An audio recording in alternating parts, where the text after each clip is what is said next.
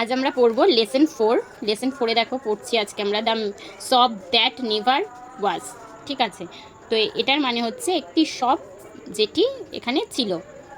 ঠিক আছে, তো এটা লেখা হচ্ছে এইচ.এস. আগরওয়ালের। ঠিক আছে, তো এখন আমরা পড়বো এটার রিডিংটা পড়বো এবং রিডিংয়ের বাংলা সমেত মানে আমরা পড়ে নেবো আজকে। দেখো প্রথমেই আছে I had seen the magic shop from a fur several Times. তো এটার মানে হচ্ছে আই হ্যাড সিন আমি দেখেছিলাম, দ্যাট যে ম্যাজিক শপ মানে ম্যাজিক মানে কি? ম্যাজিক মানে কি? আচ্ছা, ম্যাজিক মানে তাহলে কি? জাদু। শপ মানে দোকান, ফ্রম মানে থেকে, এ ফার মানে কিছুটা দূরে। তারপরে দেখা আছে এ ফার মানে কিছুটা দূরে। ঠিক আছে, সেভারেল টাইমস মানে অনেকবার।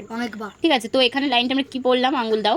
I had seen the magic shop from a fur several Times. মানে আমি দূর থেকে জাদুর দোকানটাকে অনেকবার দেখেছিলাম।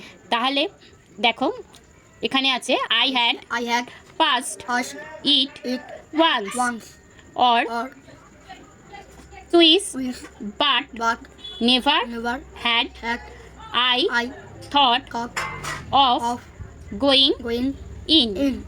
এবার দেখো আমরা এটার মানে পড়বো I had passed it. এখানে পাস্ট ইট বলতে বোঝাচ্ছে যে আমরা তার পাশ থেকে মানে পার হয়েছিলাম। ঠিক আছে, তাহলে আমরা পার হয়েছিলাম ইট ওয়ান্স। এখানে ওয়ান্স বলতে বোঝাচ্ছে একবার। অর অথবা টুইস মানে এখানে বলছে দুবার। বাট কিন্তু নেভার মানে কখনোই না। হ্যাড আই থট আমরা ভেবেছিলাম অথবা চিন্তা করেছিলাম। অফ গোয়িং ইন মানে এই পুরো লাইনটা বলতে চাইছে আমরা এর পাশ থেকে একবার বা দুবার পার হয়েছিলাম, কিন্তু তাকে নিয়ে কিছুই কখনো ভাবিনি। দেখো এবার হবে one day my son give ঠিক জায়গায় আঙুল রাখো। Dragged me up to the shop. One day মানে একদিন, মাই সন আমার পুত্র বা আমার ছেলে, গিভ ড্র্যাগড মানে হচ্ছে টানতে me up to the shop মানে দোকানের দিকে টানতে নিয়ে এসেছিল। তাহলে পুরো লাইনটার মানে হলো একদিন আমার ছেলে গিভ দোকানের দিকে আমাকে টানতে নিয়ে এসেছিল। দেখো নেক্সট লাইনটা আছে there was such meanness in him that I was forced to get in. There was সেখানে ছিল such সত্যি নিনেস মানে হচ্ছে আগ্রহ, in him তার দিকে, that was forced to forced মানে হচ্ছে জড়াজড়ি মানে হচ্ছে জোর করা রীতিমতো। ঠিক আছে, গেট ইন মানে ঢুকতে। ফোর্সকে আমরা ভালো ভাষায় বলতে পারি বাধ্য।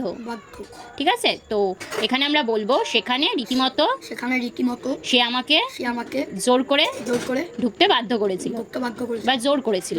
হয় জোর বলবে নয় বাধ্য বলবে। ঠিক আছে, দেখো আমরা নেক্সট প্যারাগ্রাফ পড়বো। ইট ওয়াজ a little narrow shop.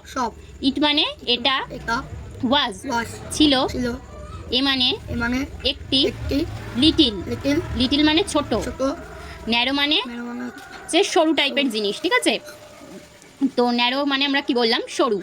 Shop মানে দোকান। তাহলে পুরো লাইনটার মানে হলো এটি ছিল একটি ছোট সরু দোকান। তারপরে দেখো নট ভেরি ওয়েল লিট। ঠিক আছে, তো দেখো নট মানে না, ভেরি মানে খুব, ওয়েল মানে ভালো, লিট মানে আলো। তাহলে পুরো কথাটা হচ্ছে সেখানে ভালো আলোও ছিল না। হ্যাঁ, এবার হবে on the shop counter. There were several crystal balls. এবার দেখো অন দ্য শপ কাউন্টার, মানে শপ কাউন্টার মানে হচ্ছে দোকানের ঘর, ঠিক আছে? দোকান ঘরকে আমরা কাউন্টার বলে থাকি, ঠিক আছে? অন দ্য শপ কাউন্টার মানে দোকানের ওপরে, দোকান ঘরের ওপরে। দেয়ার সেখানে, ওয়্যার ছিল, সেভারেল মানে অনেক, আগেই আমরা শিখলাম তাই তো। ক্রিস্টাল মানে না কাচের মতো টাইপের এক ধরনের জিনিসকে, চকচকে কাচের মতো জিনিসকেই আমরা ক্রিস্টাল বলবো, মনে থাকবে। বলস মানে তো বল, এখানে যেহেতু অনেক বল রয়েছে তাই জন্য আমরা বলস ইউজ করলাম। তাহলে পুরো লাইনটার মানে হলো দোকান ঘরের ওপর থেকে অনেক ক্রিস্টাল বল মানে কাচের বল ঝুলছিল, ঠিক আছে? অন দ্য ফ্লোর, ফ্লোর মানে মেঝে বলা হয়, ঠিক আছে? মেঝের ওপরে। দেয়ার ওয়্যার ম্যাজিক মিরর্স, সেখানে ম্যাজিক মিরর মানে হচ্ছে জাদুর আয়না। তাহলে দেয়ার ওয়্যার ম্যাজিক মিরর্স, ম্যাজিক মানে কি বলেছিলাম? মিরর্স মানে আয়নাগুলো, ঠিক আছে? বা কাচ জাতীয় জিনিসকেই মিরর বলা হয়। 1 2 draw you out long and thin and 1 2 make you short and fat, ঠিক আছে? একটা আয়না ছিল যেখানে তোমাকে লং মানে লম্বা, থিন মানে রোগা, আর ফ্যাট মানে মোটা, ঠিক আছে? আর বেটে, এই সমস্ত দেখার জন্য, মানে তোমাকে ওই আয়নাটাই দেখতে লাগবে, কখনো কাউকে মোটা, কাউকে রোগা, কাউকে লম্বা, কাউকে বেটে। while we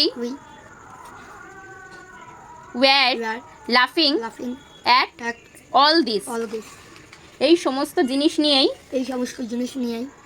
লাফিং মানে হাসাহাসি করা, ঠিক আছে?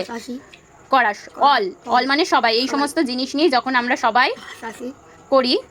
দ্য শপম্যান অ্যাপিয়ার্ড, শপম্যান মানে দোকানদারটি আবির্ভূত হয়ে যায়, মানে চমকে যায় আর কি।